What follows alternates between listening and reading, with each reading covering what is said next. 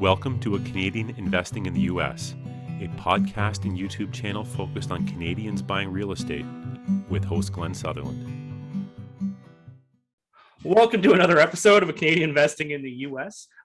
This week, my returning guest is Kelsey Ross. I had Kelsey on the show 2.5 years ago, episode 83.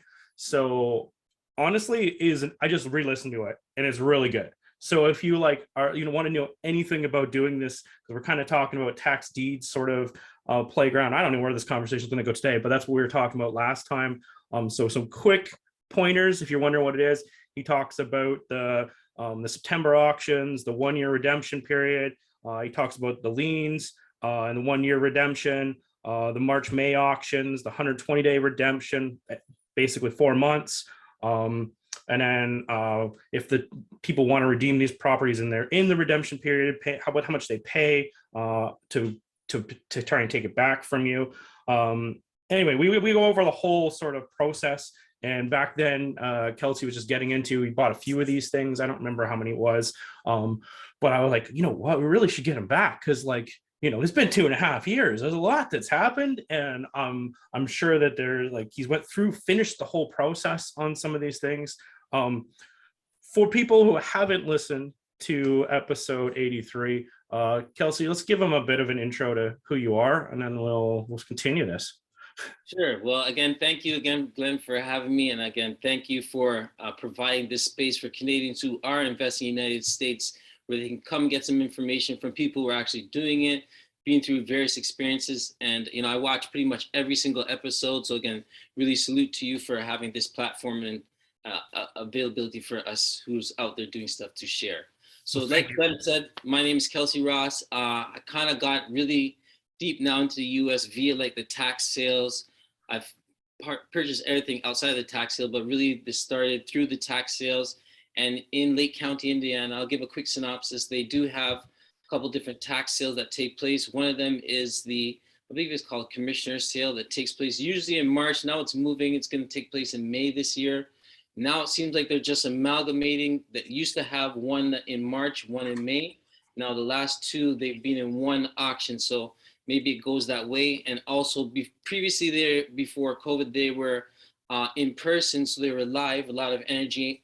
You get to see who the players are. You get to see people's actual game faces, but now it's online. And I don't think it's going to go back from the online. So that's kind of taken away from it in a sense, but it makes it easier. You don't have to travel there to sign up. The last one they had that I signed up for was in 2020, just before the world changed. And I waited in line, I think 6 hours or so to sign up for that tax sale. Now it's online, so everyone can just do it online.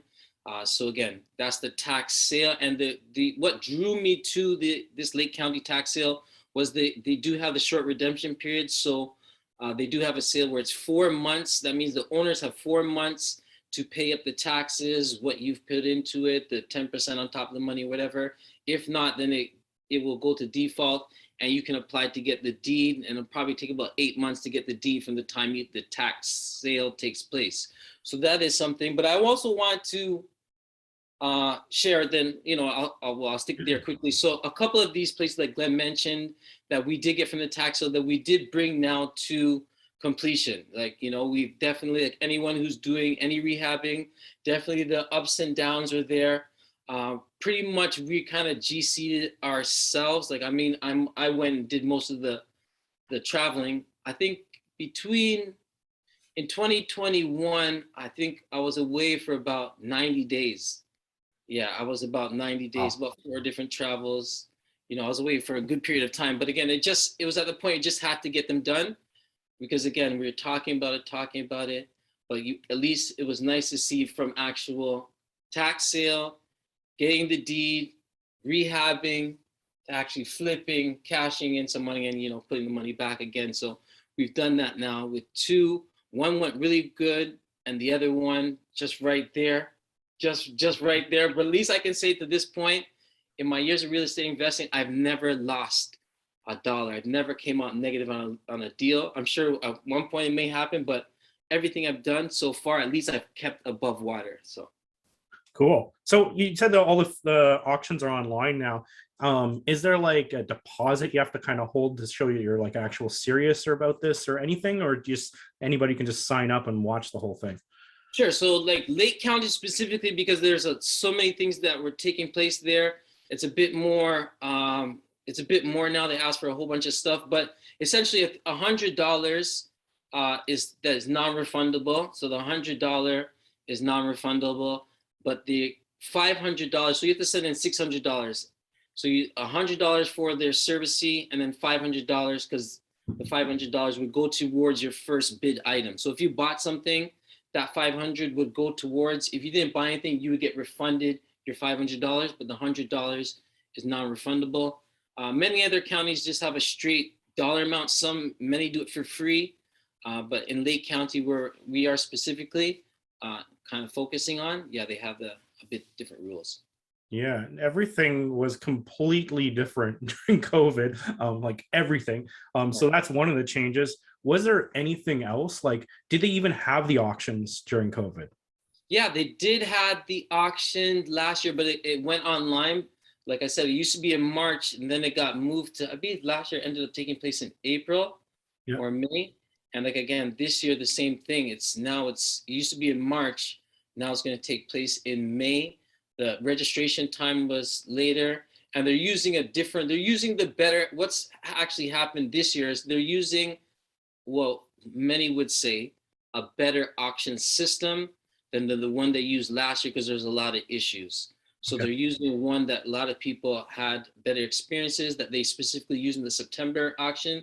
They're using that now in this auction. So I think people like that fact, but they're still waiting. Like, I'm still waiting to get approved, because they have to make sure that you owe taxes on no properties, no partner. If you're signed up with as under a corporation or entity, that's a bunch of headache in itself, because nobody related to that entity could owe taxes on any property in Lake County. So yeah.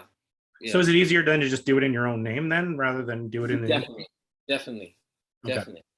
That's a good tip, actually. And then when you're done, like when you got this deed, do you quit claim it to an entity, or you just leave it in your own name? Right. So it depends on how you're doing. Some I just left in my own name. Some I quit claimed into an entity, a group that we had, and so forth. So it depends on what I'm doing. Some I just, like I said, I still just get them, clean them out, and then flip them back.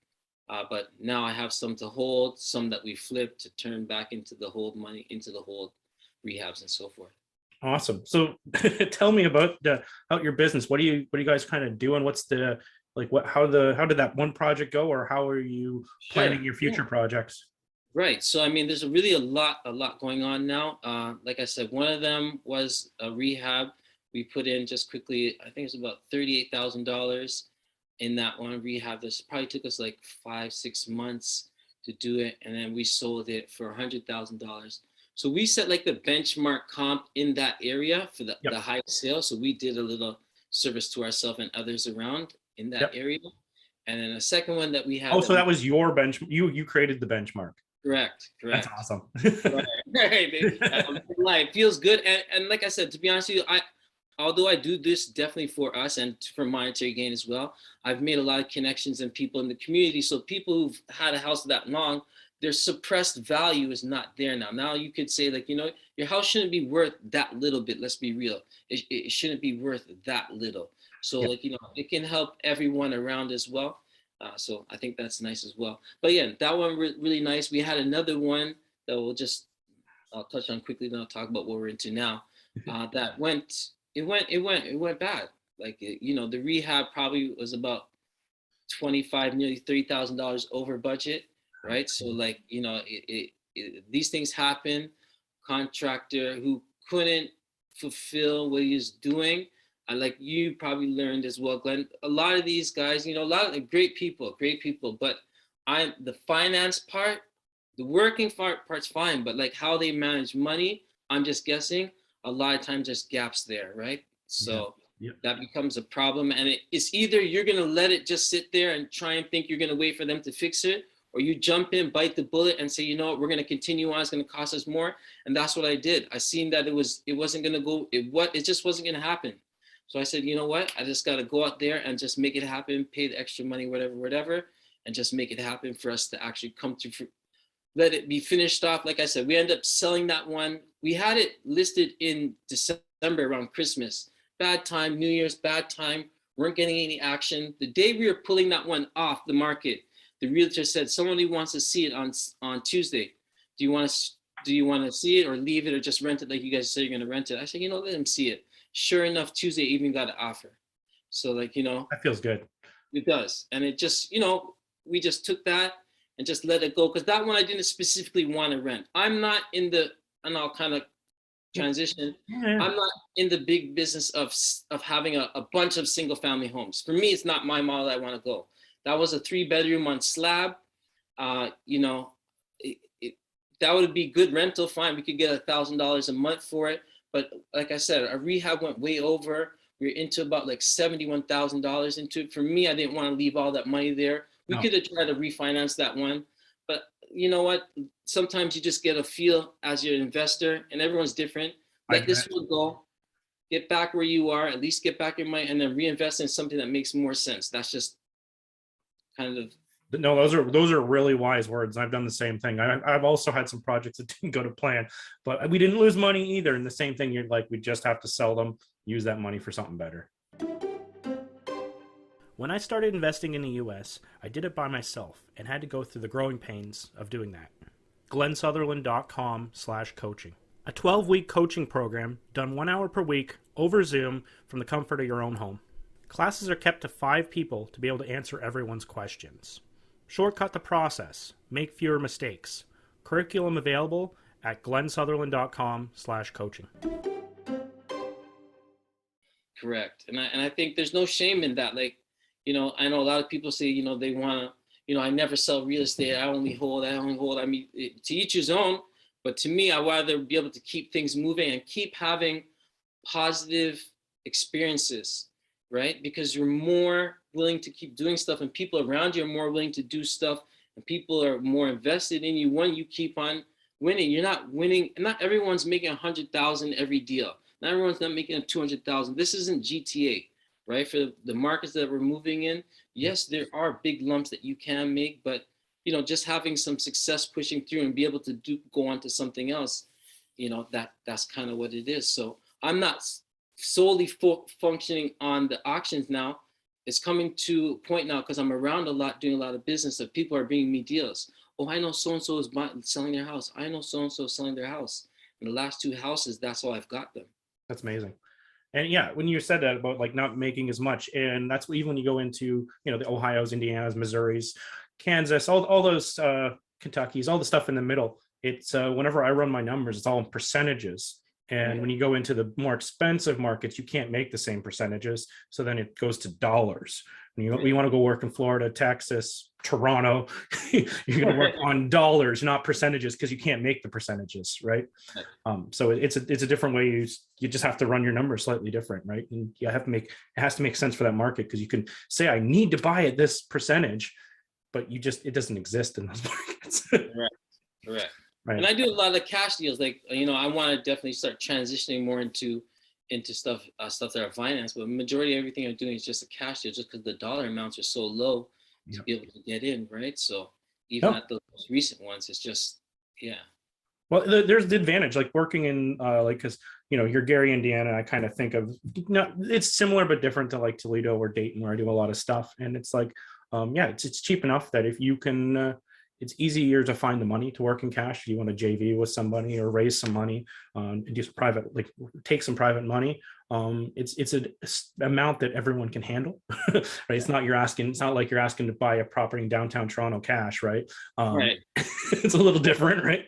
And so it's a scalable model that way, because it's something that a lot of people can handle, right? And if things go a little long, they can handle that too, right? I want to touch on that for what you said there for scale, because that's kind of been my mind state, is to be able to scale, right? And in the area that we've kind of started, in the tax lien at the dollar amount, yes, you put a 40,000 into it and get it going, and either to rent or to flip to make some money. My thing is just to be able to scale. I can continue to move. Like, I just bought another house off this lady who a guy met at a bar, and he told me about that she wants to sell a house. Anyways, bam, within 2 days, the deal was done. Quick claim sale, went to the county together, did all that, and got it done just like that, very quickly. The previous sale, the one I bought in November, was a contractor guy who actually introduced me to the lady who wanted to get rid of that house.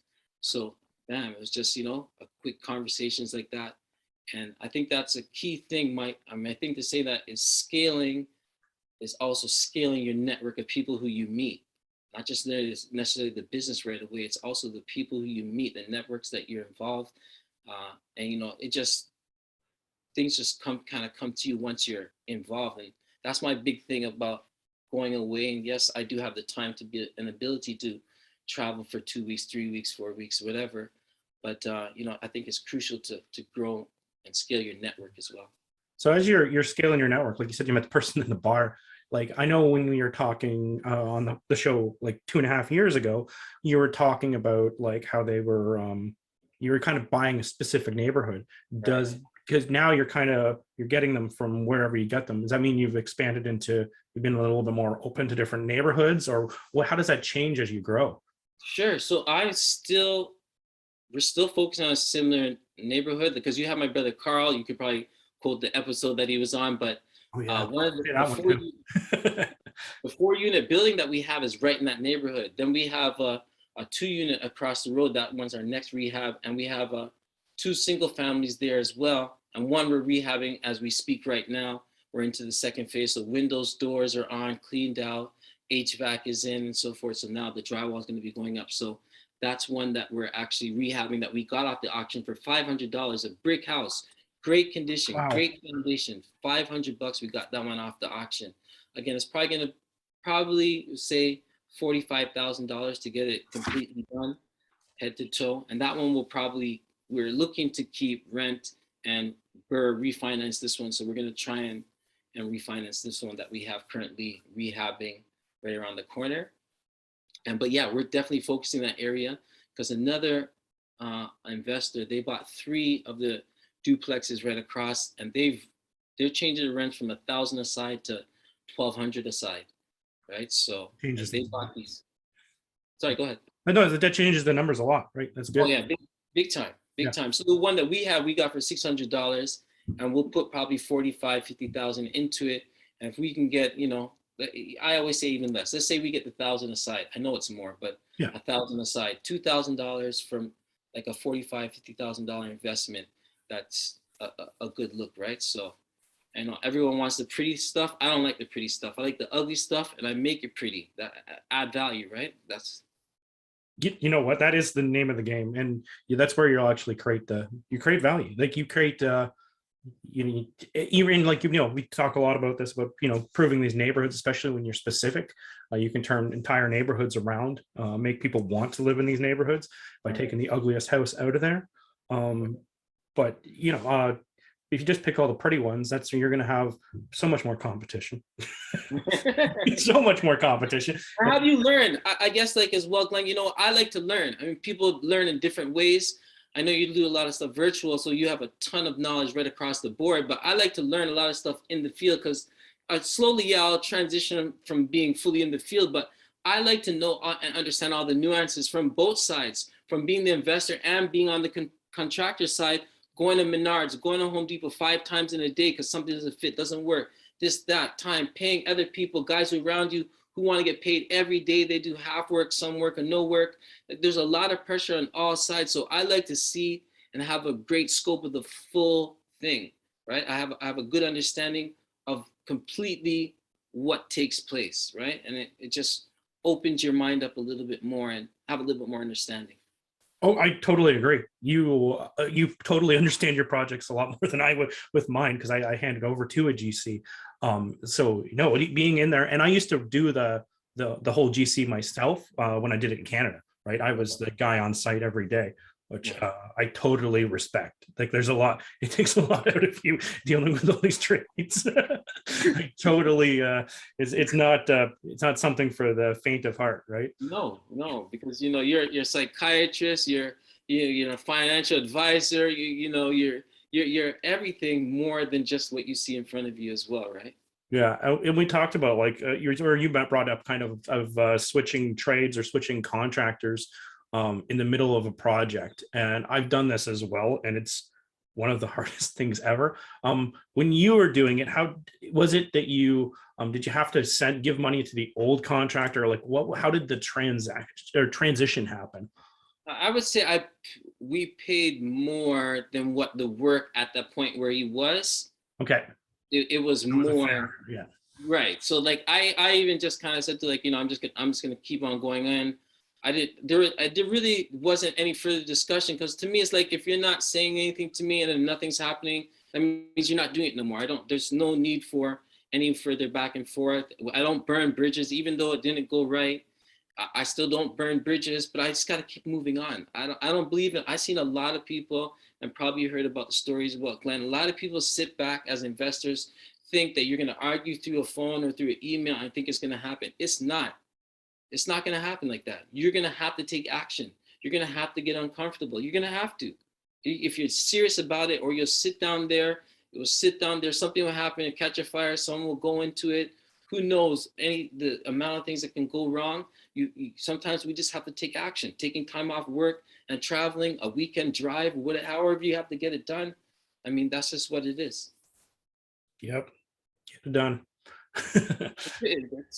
It's not easy. Yeah. Is there anything I should have asked you, like about tax deeds or how your business is going? What I plan on doing? Yeah, go ahead. Sure. What I wanted to touch on quickly as well is like the sheriff sales. So in different counties across America, they have sheriff sales, and in February I was able to experience one. This one in Lake County, it's the sale, and at the end of the auction, you have 2 hours to bring the money, but then the house is yours at the end of the day. You get the mail, in like 3 weeks, but bam, it's yours. You have to bring the money within 2 hours after the sale, but it's yours. There's definitely nicer product available there as well. A lot of stuff in the suburbs. That's where you'll definitely see a lot of the big dogs go out there, or representing big companies, because you're buying houses $200,000, $300,000, $400,000. But there's stuff in there. I seen a house go for $45,000 in East Chicago, and it was well worth $100,000, a 3-unit. So sheriff sales are something for anyone to look into. Again, I just look in Lake County, Indiana, but it could be any county across America. So sheriff scales, like, what's the difference? Why can they close this so fast? Have they already foreclosed on the property? Like, does that's what's happened? The county owns it? Right. So I shouldn't speak to it 100, but yes, the sheriff and the county have foreclosed on that property. That's why they can give the deed over so quickly. Yeah. Right. It's not like there has to be a process like in the tax sale where you have to go through a redemption period where the owners have a period of time to pay up the taxes, fees, etc., in order to redeem their property. And the sheriff's sale, it's already a done deal. However, it's set up again. I can't say it correctly, so I don't want to go look into it. Those who are interested, but it is very interesting. All the liens are wiped off except for federal, I think. You just have to check, but you can always go to the right into the county there or online and check to see what's on that property as well, right? That's what we love about in the US as well. There's so much access to information, easy access to information. It's just not funny. Yeah, totally agree. That's awesome. Cool. Right. I'm my plan. I'm going to do a tax auction this year. So that's one of my goals. So I'm going to be going down. I'm actually going down to the States on Thursday, but I'll have to go down for a tax auction, which I'm not going down for. I'm going for something else. Nice. Where are you going? Alabama? Because Alabama, are you playing in Alabama? Do they do deeds in Alabama? I haven't bought anything in Alabama in like 3 years. I'm actually starting to sell Alabama because it's like tripled in value. Nice. But no, I'm probably do Ohio or Indiana or Missouri. I'm starting to going back into Indiana and Missouri again. So so it's we're both in the same state when we're in Indiana, but like it's so far apart. It's a long state, right? So I'm down. Where do you go? You go southern Indiana, or yeah, I'm in the south. Yeah. Okay. Yeah, you're the north. Right. Still like a 3 or 4 hour, 5 hour. I don't know how long that state is. Long drive anyway. Still from top to bottom. Definitely. Yeah. Well, thank you for coming on the show, Kelsey. If people wanted to get a hold of you, what's the best way to do so? Sure. Yeah, you can get a hold of me. I think on Facebook. I think I'm K.E. Ross on Facebook. K.E. Ross on Facebook. I do put stuff on YouTube. Shoot, I don't even know what my YouTube name is. But if you send me the link after, and I'll put a link in the show notes. Sure, dude, because I do share some of my like travels and stuff, and some stuff I do when I do traveling away on my YouTube channel. And I hope to grow it one day, but focusing on other things. You focus on the actual doing, right? Right. It takes a lot of time to all this other stuff. Focus on the money making and the business, even if it's not money making. Focus on the business before the other part. But yeah, definitely. Well, again, thank you again for having me, and hopefully people can get something from it, a motivation to try something, and know that you don't have to do what everyone else is doing. There's a lane for you that you can try. So anyways, have a great day. Thank you very much. Thanks.